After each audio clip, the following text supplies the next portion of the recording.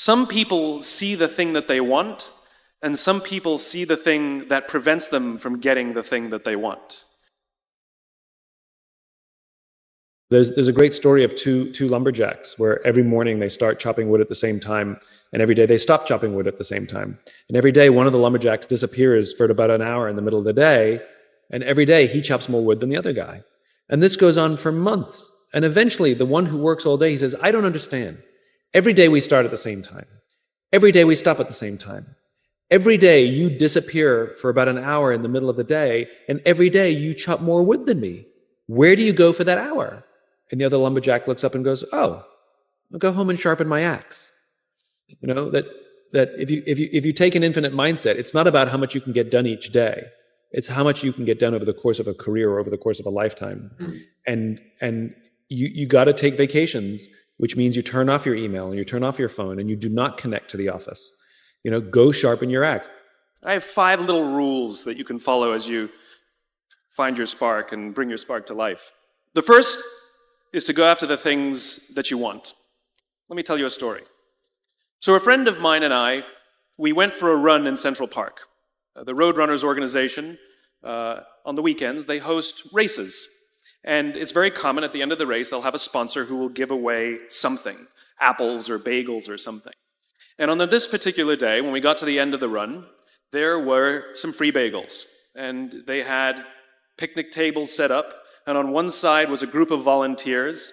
On the table were boxes of bagels, and on the other side was a long line of runners waiting to get their free bagel. So I said to my friend, let's get a bagel. And he looked at me and said, the line's too long. And I said, free bagel.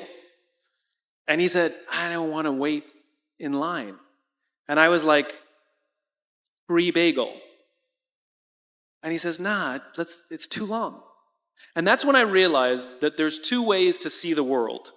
Some people see the thing that they want, and some people see the thing that prevents them from getting the thing that they want. I could only see the bagels. He could only see the line. And so I walked up to the line. I leaned in between 2 people, put my hand in the box, and pulled out 2 bagels. And no one got mad at me. Because the rule is, you can go after whatever you want. You just cannot deny anyone else to go after whatever they want. So the point is you don't have to wait in line. You don't have to do it the way everybody else has done it. You can do it your way. You can break the rules. You just can't get in the way of somebody else getting what they want. Rule number 2, take care of each other. The United States Navy SEALs are perhaps the most elite warriors in the world. And one of the SEALs was asked, who makes it through the selection process? Who is able to become a SEAL? And his answer was, I can't tell you the kind of person that becomes a SEAL. I can't tell you the kind of person that makes it through buds. But I can tell you the kind of people who don't become SEALs. He says the guys that show up with huge, bulging muscles, covered in tattoos, who want to prove to the world how tough they are, none of them make it through. He said the preening leaders who like to delegate all their responsibility and never do anything themselves, none of them make it through. He said the star college athletes who've never really been tested to the core of their being, none of them make it through. He says some of the guys that make it through are skinny and scrawny. He said some of the guys that make it through, you will see them shivering out of fear.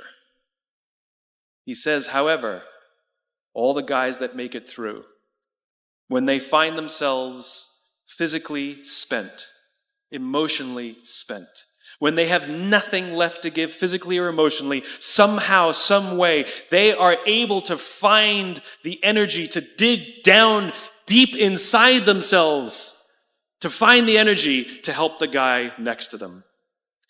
They become SEALs, he said. You want to be an elite warrior. It's not about how tough you are. It's not about how smart you are. It's not about how fast you are. If you want to be an elite warrior, you better get really, really good at helping the person to the left of you and helping the person to the right of you. Because that's how people advance in the world. The world is too dangerous and the world is too difficult for you to think that you can do these things alone. If you find your spark, I commend you. Now, who are you going to ask for help, and when are you going to accept help when it's offered? Learn that skill. Learn by practicing helping each other. It'll be the single most valuable thing you ever learn in your entire life. To accept help when it's offered and to ask for it when you know that you can't do it. The amazing thing is, when you learn to ask for help, you'll discover that there are people all around you who've always wanted to help you. They just didn't think you needed it because you kept pretending that you had everything under control. And the minute you say, I don't know what I'm doing, I'm stuck, I'm scared, I don't think I can do this, you will find that lots of people who love you will rush in and take care of you. But that'll only happen if you learn to take care of them first. Lesson 3.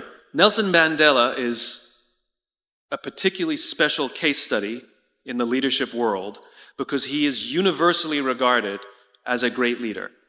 You can take other personalities, and depending on the nation you go to, we have different opinions about other personalities. But Nelson Mandela, across the world, is universally regarded as a great leader.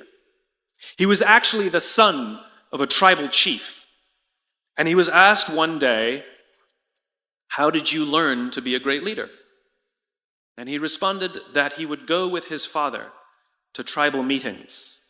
And he remembers 2 things when his father would meet with other elders. 1, they would always sit in a circle. And 2, his father was always the last to speak. You will be told your whole life that you need to learn to listen. I would say that you need to learn to be the last to speak. I see it in boardrooms every day of the week. Even people who consider themselves good leaders, who may actually be decent leaders, will walk into a room and say, here's the problem, here's what I think, but I'm interested in your opinion, let's go around the room. It's too late. The skill to hold your opinions to yourself until everyone has spoken does 2 things. 1, it gives everybody else the feeling that they have been heard. It gives everyone else the ability to feel that they have contributed. And 2, you get the benefit of hearing what everybody else has to think before you render your opinion. The skill is really to keep your opinions to yourself. If you agree with somebody, don't nod yes. If you disagree with somebody, don't nod no. Simply sit there, take it all in, and the only thing you're allowed to do is ask questions so that you can understand what they mean and why they have the opinion that they have. You must understand from where they are speaking, why they have the opinion they have, not just what they are saying. And at the end, you will get your turn. It sounds easy. It's not. Practice being the last to speak. That's what Nelson Mandela did. Lesson 4. In the 18th century, there was something that spread across Europe and eventually made its way to America called puerperal fever, also known as the Black Death of childbed. Basically, what was happening is women were giving birth and they would die within 48 hours after giving birth. This Black Death of childbirth was the ravage of Europe, and it got worse and worse and worse over the course of over a century. In some hospitals, it was as high as 70% of women who gave birth who would die as a result of giving birth. But this was the Renaissance. This was the time of empirical data and science, and we had thrown away things like tradition and mysticism. These were men of science. These were doctors.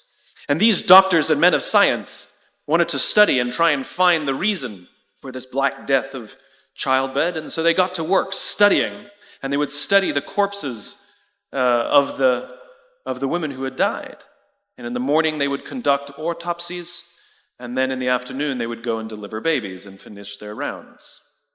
And it wasn't until somewhere in the mid-1800s that Dr. Oliver Wendell Holmes realized that all of these doctors who were conducting autopsies in the morning weren't washing their hands before they delivered babies in the afternoon. And he pointed it out and said, "Guys, you're the problem."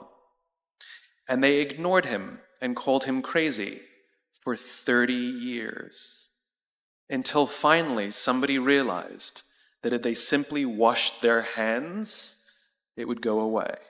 And that's exactly what happened. When they started sterilizing their instruments and washing their hands, the Black Death of childbed disappeared. The lesson here is sometimes you're the problem. And my point is take accountability for your actions. You can take all the credit in the world for the things that you do right, as long as you also take responsibility for the things you do wrong. It must be a balanced equation. You don't get it one way and not the other. You get to take credit when you also take accountability. I'll tell you a true story. A few months ago, I stayed at the Four Seasons in Las Vegas. It is a wonderful hotel. And the reason it's a wonderful hotel is not because of the fancy beds. Any hotel can go and buy a fancy bed. The reason it's a wonderful hotel is because of the people who work there. If you walk past somebody at the Four Seasons and they say hello to you, you get the feeling that they actually wanted to say hello to you. It's not that somebody told them that you have to say hello to all the customers, say hello to all the guests, right? You actually feel that they care. Now, in their lobby, they have a coffee stand. And one afternoon, I went to buy a cup of coffee, and there was a barista by the name of Noah who was serving me. Noah was fantastic. He was friendly and fun, and he was engaging with me, and I had so much fun buying a cup of coffee, I actually think I gave 100% tip, right? He was wonderful. So as is my nature, I asked Noah, do you like your job? And without skipping a beat, Noah says, I love my job. And so I followed up. I said, what is it that the Four Seasons is doing that would make you say to me, I love my job?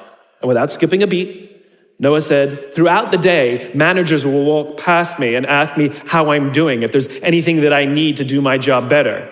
He said, not just my manager, any manager. And then he said something magical. He says, I also work at Caesar's Palace. And at Caesar's Palace, the managers are trying to make sure we're doing everything right. They catch us when we do things wrong. He says, when I go to work there, I like to keep my head under the radar and just get through the day so I can get my paycheck. He says, here at the Four Seasons, I feel I can be myself. So we in leadership are always criticizing the people. We're always saying, we've got to get the right people on the bus. I've got to fill my team. I've got to get the right people. But the reality is, it's not the people. It's the leadership. If we create the right environment, we will get people like Noah at the Four Seasons. If we create the wrong environment, we will get people like Noah at Caesar's Palace. Number 5, my favorite one of all. True story. There was a former Undersecretary of Defense who was invited to give a speech at a large conference, about 1,000 people. And he was standing on the stage with his cup of coffee in a styrofoam cup. And he took a sip of his coffee and he smiled and he looked down at the coffee. And then he went off script. And he said, last year I spoke at this exact same conference. Last year I was still the undersecretary. And when I spoke here last year, they flew me here business class. And when I arrived at the airport, there was somebody waiting for me to take me to my hotel. And they took me to my hotel and they had already checked me in and they just took me up to my room. And the next morning I came downstairs and there was someone waiting in the lobby to greet me, and they drove me to this here same venue and handed me a cup of coffee in a beautiful ceramic cup. He says, I'm no longer the undersecretary. I flew here coach. I took a taxi to my hotel and I checked myself in. When I came down the lobby this morning, I took another taxi to this venue. I came in the front door and found my way backstage, and when I asked someone, do you have any coffee? He pointed to the coffee machine in the corner, and I poured myself a cup of coffee into this here styrofoam cup. He says the lesson is, the ceramic cup was never meant for me. It was meant for the position I held. I deserve a styrofoam cup. Remember this. As you gain fame, as you gain fortune, as you gain position and seniority, people will treat you better. They will hold doors open for you.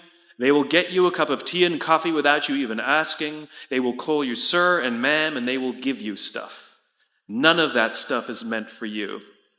That stuff is meant for the position you hold.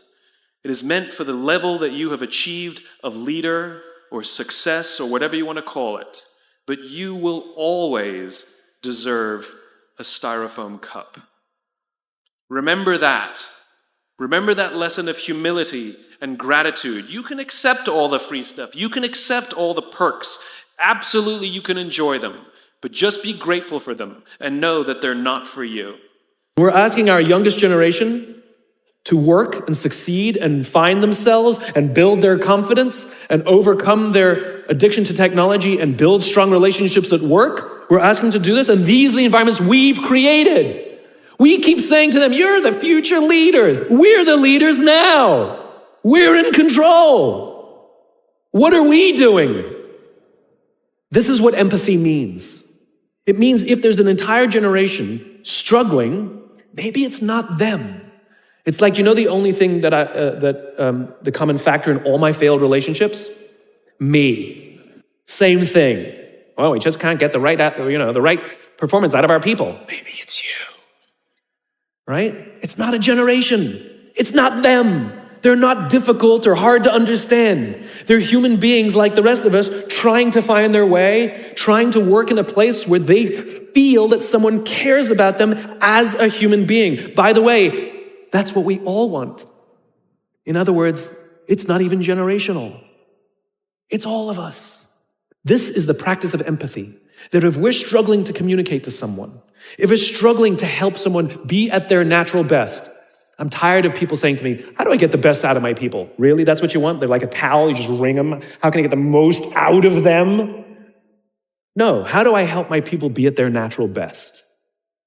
Right? We're not asking these questions. We are not practicing empathy. We have to start by practicing empathy and relate to what they may be going through. And it will profoundly change the decisions we make. It will profoundly change the way we see the world.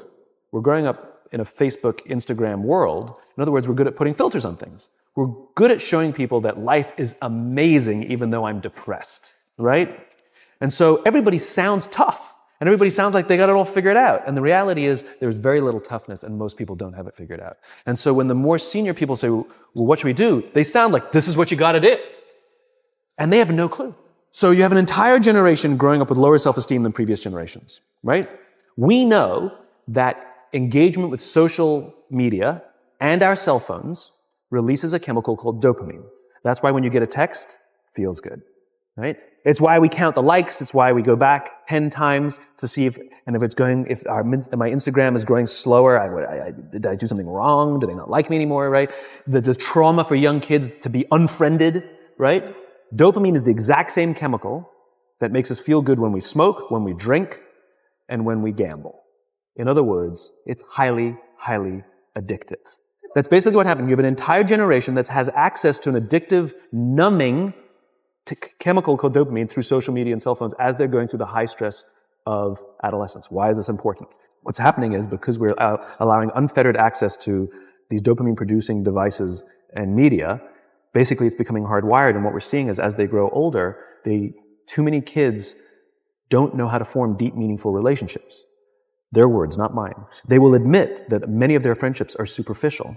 They will admit that their friends, that they don't count on their friends, they don't rely on their friends, they have fun with their friends, but they also know that their friends will cancel on them as something better comes along. Deep, meaningful relationships are not there because they never practice the skill set, and worse, they don't have the coping mechanisms to deal with stress. So when significant stress starts to show up in their lives, they're not turning to a person, they're turning to a device, they're turning to social media, they're turning to these things which offer temporary relief. I believe loving your work is a right and not a privilege. I despise the fact, I lament the fact, I curse the fact that so few people get to say, I love my job, as if they've won some lottery. You go out with your friends and somebody says, I love my job, and everybody goes, oh my God, you're so lucky, right? That to me is madness.